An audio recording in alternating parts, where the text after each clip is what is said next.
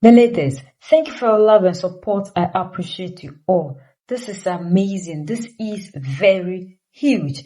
Africans are finally waking up and we are coming back home. We are now ready to choose Africa over everything. For decades, the African has always chosen power, money, influence, validation from the oppressor over the continent. But when it comes to Professor Franklin, it is different. This is a man who was a professor, a lecturer, a whatever in France. He was blacklisted, pressured. You know how they do to us? Everyone. Just so that he can stop criticizing France. This in Africa. By Emmanuel Macron. But finally, when they saw that things will not work, they offered him everything. But he decided to choose home. He decided to choose Africa over fame, money, and all that comes with it. When you listen to him, the benefits and everything that he has to put aside for Africa, this should motivate you and I to do more for the continent. Just simple because he speaks for AES. He has become a target. And this is what they do all the time. They go after people who are trying to open the eyes of the African. All they believe in is Africans must continue to live in darkness. I remind you that the so-called jihadists, who are in fact terrorist mercenaries of Western imperialism, are now in Mozambique, in the region where Mozambique has oil and gas. And they have managed to get the gas and oil of Mozambique in East Africa, and practically in Southern Africa, to be sold off cheaply to powers that happen to be the very sponsors of the terrorist groups. We advocate for our 4 objectives. We must remove all neo-colonialist and imperialist troops from Africa. We must convince African leaders and peoples that we must get rid of neo-colonialist and imperialist currencies like the CFA franc. We are fighting to design a framework that prevents foreign powers from choosing African leaders in place of the African peoples. He is one of the most ardent defenders of the Alliance of Sahel States, a committed Pan-Africanist activist and social media influencer. Franklin Nyamsi is a professor of philosophy, a doctor from the University of Lille in France, a writer, and a member of the Generation and People in Solidarity movement. He defines himself as a citizen of the world, a defender of the oppressed, persecuted by Françafrique. The president of the Institute of Africa for Freedoms is in Bamako, where he has undoubtedly followed with great interest the second session of the College of Heads of State of the Alliance of Sahel States, an event that was held at the beginning of the week, and during which the president of the transition, Army General Assimi Goïta, passed the baton to his counterpart from Burkina Faso, Captain Ibrahim Traoré. Franklin Nyamsi, good evening. Good evening, my dear Yaya Konate. I greet the great African House of ORTM, the Malian people, the Alliance of Sahel States, and all African men and women who are passionate about the work of media emancipation of your great channel. We welcome you to the set of Guest of the Week, and we thank you for accepting this invitation. So we understand you've been spending a lot of time in Bamako lately. What is the reason for your frequent presence in the Malian capital? With the kind authorization of the highest authorities of Mali, we have founded here, with a number of researchers, experts in social sciences, political science, the history of African civilization, and political anthropology, the Institute of Africa for Freedoms. It is an association under Malian law that contributes to the defense of 4 causes. The total liberation of Africa from the military occupation of foreign neo-colonialist and imperialist forces, the end of the monetary domination imposed on Africa for several centuries, notably by the colonial currency of the franc of the French colonies of Africa, the end of foreign powers' interference in the appointment of African leaders, and the rooting of African social, economic, and political institutions in Negro African civilization itself, which, it must be remembered, does not date from slavery, colonization, and neo-colonization. It is the oldest human civilization. It is even the first, the one that populated all the continents of this world. So it is this institute that now explains my presence practically 1 month out of 3 in Mali, especially since I also ended my commitment as an associate professor in the French public education system on September 1st, 2025, after 5 years of confrontation with the regime of French President Emmanuel Macron, who was using my position as a professor in the French public education system to blackmail me, to forbid me from criticizing the neo-colonialist and highly reprehensible policy that the elite of the French Fifth Republic is conducting in Africa. So the man you have on this set today, my dear Yaya Konate, is a man at the disposal of the African people more than ever. So you preferred to give up your French teaching position in order to keep your freedom of speech, your freedom of conscience? Absolutely. In reality, when faced with several options, it is better to choose the one that preserves our dignity, the one that preserves our personal values, that preserves our spirituality and our humanity. What was being asked of me in a way was, you remain a certified professor in the French public education system, and you no longer criticize France's African policy. So in fact, you abandon the African people. Or you cease to be one, and at that point, you have the full enjoyment of your freedom of expression and of conscience. And so, you also give up a certain number of resources, shall we say.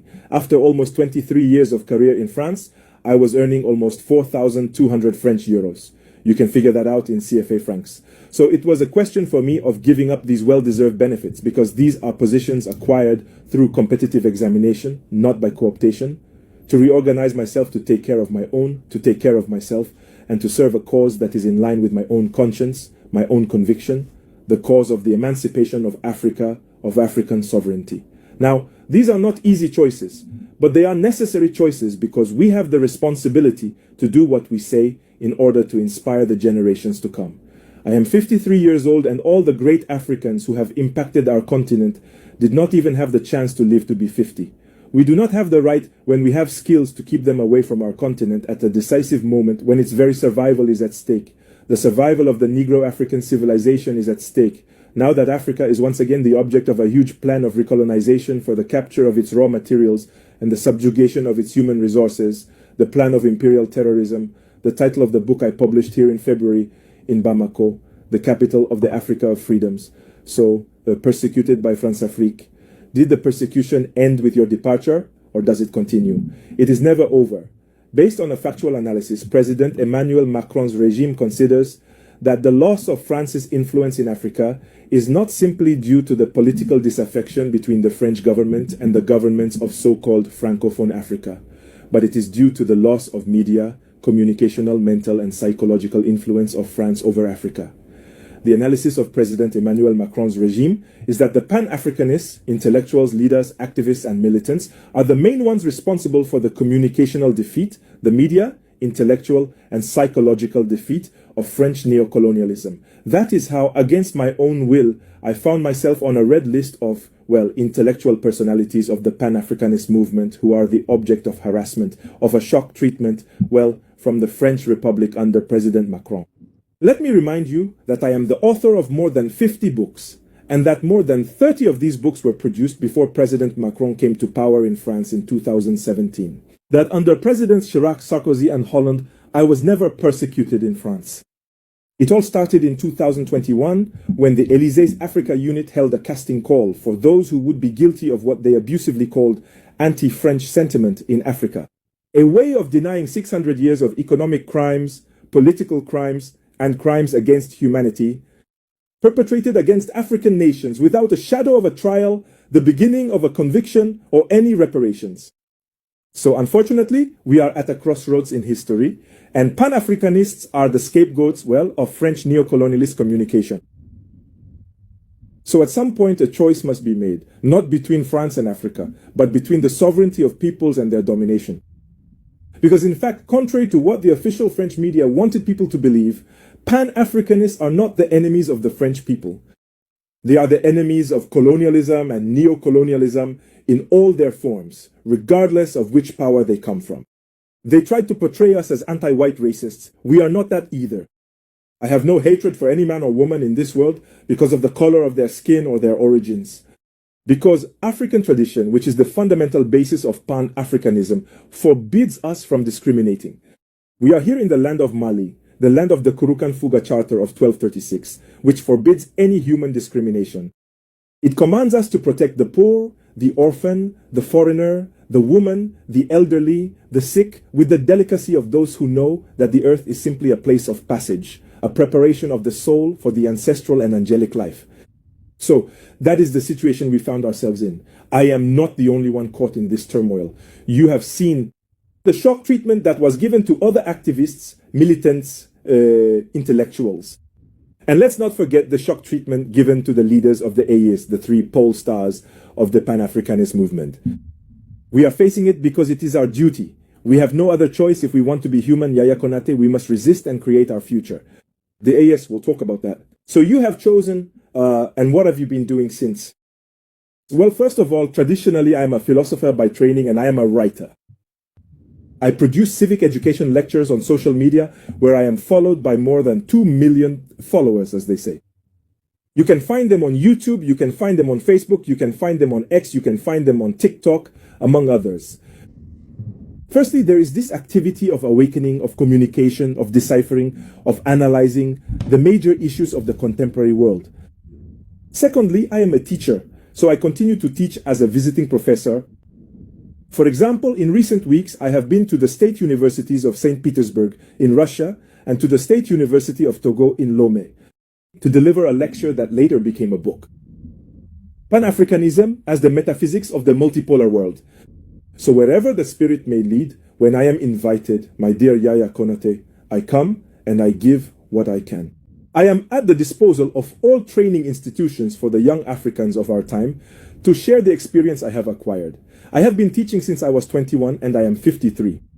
That's practically 30 years of my life dedicated to passing on what I learned from my masters and on my own to those younger than me in order to prepare for that future. Finally, a third very important element, I am someone who encourages the initiatives of small and medium-sized enterprises. I am someone who is at the disposal of all Pan-Africanist governments, especially those of the Alliance of Sahel states. For any mission that just one of these governments might give me, I will accomplish it with the same selflessness with which I write my books, give my lectures, or transmit the knowledge that, well, my schooling has offered me. So the African Institute, the Institute for African Freedoms, a new creation, what have you been doing since? What does the Institute do? Since 2023, we have been officially registered to operate in Mali. What we do, as I say once again, is we first produce, media content on social networks to contribute to the education of the population. We produce studies at the request of any institution on political, social, and current affairs issues. We advocate for our 4 objectives. We must remove all neo-colonialist and imperialist troops from Africa. We must convince African leaders and peoples that we must get rid of neo-colonialist and imperialist currencies like the CFA franc. We are fighting to design a framework that prevents foreign powers from choosing African leaders in place of the African peoples. And the 4th element of our advocacy is rooting our institutions in our tradition and in our languages. I am perfectly fluent in Bassa, the language of my ancestors in Cameroon, in which I write poetry, mathematics, philosophy, and all the rest. And I encourage all African women and men in the world to express themselves in every possible way in our own languages. Our languages are channels for capturing the ancestral energies that connect us to the Almighty Creator. No one can make their land sacred in the language of another. Let's talk about your support for the AES, which obviously did not start today. While others condemn, vilify, and denigrate, you have chosen to support it. Why? For 3 reasons. The Alliance of Sahel states was built on a policy of truth.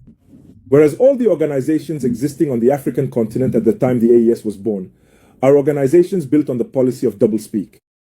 The second reason is that the AES was built on a policy of justice aimed at giving our peoples back the initiative of their history. And the third reason is that the AES practices another fundamental value of our Black African civilization, the value of solidarity. When the AES was founded, West Africa, and indeed Africa as a whole, were at a new turning point. Niger was threatened with being turned into a new Libya. The AES was created to apply the principle of all for one and one for all. We saw the French neo-colonialist retreat. We saw the retreat of the instrumentalized organization of ECOWAS. We saw the retreat of the General Staff's plan, like for example the one from Côte d'Ivoire, which was mobilized with 1,500 men to attack Niger. All of this was possible because, for one of the first times in the history of the 21st century, 2 African states stood up to say, If you attack Niger, then you have attacked Mali, you have attacked Burkina Faso. This is something very rare. And do not forget, it was one of the first times in the history of this 21st century that activists, militants, and Pan-Africanist intellectuals were openly defended by governments. It happened thanks to the AES. You remember in September 2023, the official communiqué from the Ministers of Justice of Mali, Burkina Faso, and Niger, defending African men and women who, committed to the Pan-Africanist ideology of African sovereignty, take the necessary risks so that together we can be the most worthy heirs of our most worthy predecessors. So the Alliance of Sahel States is convincing because the policy it practices is stamped with the three fundamental values of our civilization. They do not lie.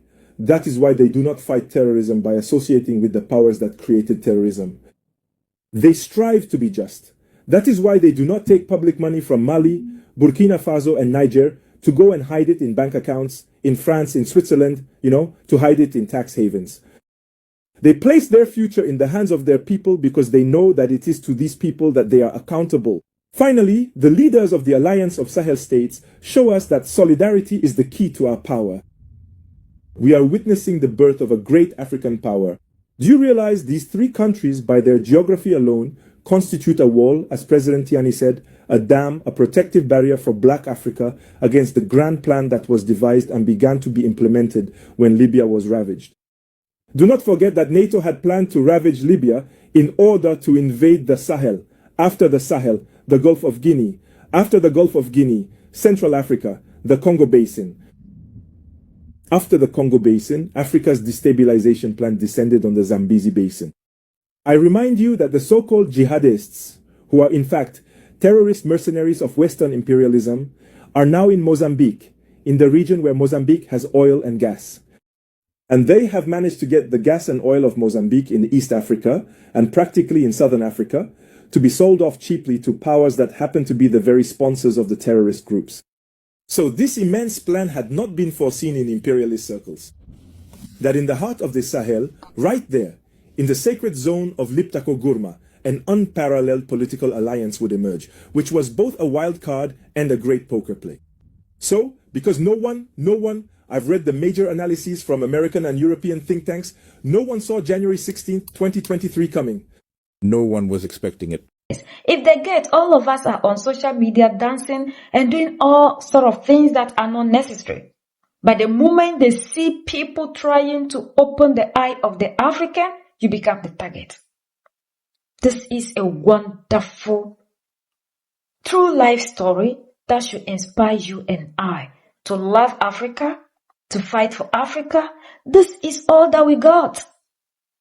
The continent is our pride. It's our dignity. There is nothing that anybody should be able to use to buy you off.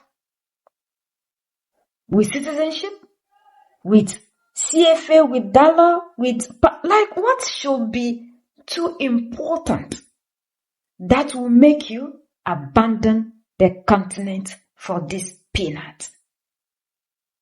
In this our generation, we have a responsibility, and that is to make sure we fight for the betterment of our continent. One person can do it.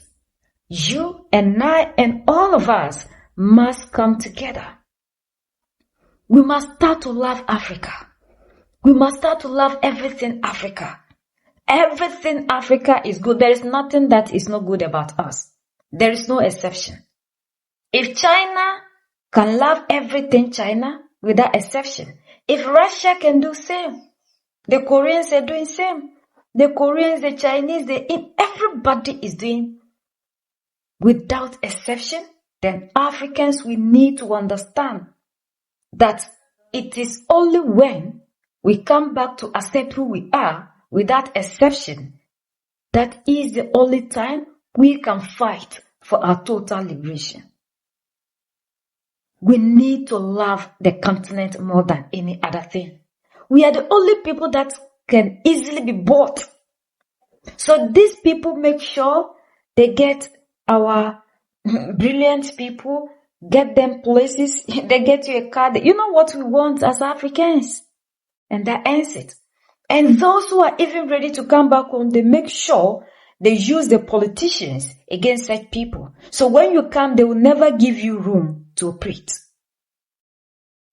We need to love Africa. Whatever the situation might be, we need to choose Africa. Listening to this man should give you some kind of encouragement and power for you to do more for the continent. Africa is our home. That is our motherland.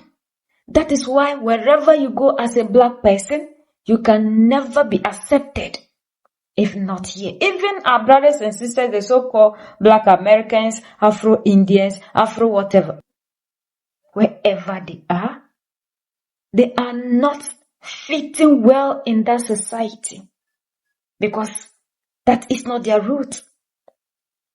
So you can never be a butterfly and want to be a bird. It's not possible. Look at Ashur Speed. See the joy, the love that he received when he came to Africa. He has never had that any part of the world because he doesn't belong there. This is where he is coming from. This is his roots. And that is why he is here and everybody is loving him. Because there is no difference between us. The colonizer tried everything possible, Yellow Popo, to make sure we despise ourselves. But the time is now for us to reconnect and reunite. Sometimes you hear some of our black Americans saying that they will never come here. We want them to bring them. What knowledge? Without you, we are developing. Without you, we are developing Africa. Are you the ones that are helping us develop Mali, Niger, and Burkina Faso? Some of you, the colonizers succeeded in brainwashing you to the point that no matter what we do, we can never. Like Captain Ibrahim Traore said, it's not all of us that will wake up. So, when we hear some of you speak like that, we just put you somewhere and then move along with the people that understand what life is all about. It's about reuniting. This is the only place you can ever come as a black person and feel like who? And be loved. Nowhere will ever accept you because you do not belong there. And we must come together to fight for this continent, to make Africa a better place. We are the only ones that can set ourselves free. United we stand, divided we fall. And united we keep standing forever and ever. The greatest enemy of the African is mental slavery. So let's decolonize ourselves from mental slavery. Let's keep sharing to educate our brothers and sisters. Together we make Africa great for ourselves and the next generations that are going to come. So that's the latest around the world. In Africa.